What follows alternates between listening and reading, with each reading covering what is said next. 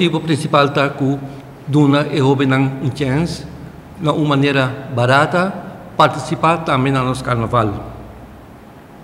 Também para a família consciente, para reciclar e não me se tira tudo com fome.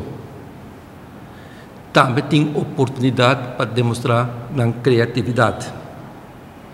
E a atividade aqui a começar na 2017, que me sabe de 3 anos, e nós temos visto que ano para ano a atividade aqui a crescer.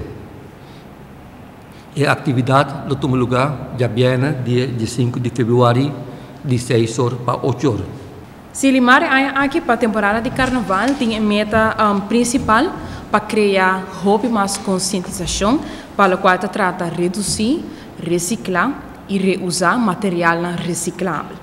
A meta aqui principal é para reduzir o desperdício innecessário e também para motivar a futura geração para estar mais criativo e para começar a apreciar todo o material que tem de 2 vidas. De nossa banda, nós estamos super contentes de aqui trobe para aportar com jurado na atividade aqui.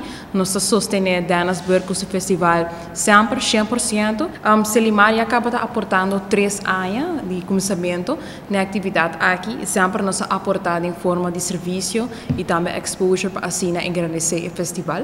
Conjuntamente nós trazemos com Danasburg para assim chegar a festival bebida mais grande. E aqui nós estamos encarregados também para 3 troféus de prêmio maior de cada categoria que ganha, que é prêmio para a criatividade de material reciclável.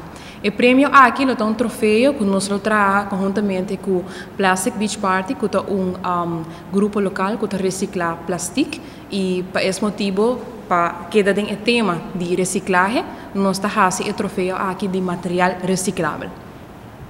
O ganador de festival aqui também estamos influencers, uma campanha que nós também lança pronto, que tenta marcar com reduzir, reusar e reciclar com Selimar, para assim trazer a conscientização um pouco mais grande da comunidade para a qual trata criatividade com material reciclável. Essa aqui é a Rubiano, o website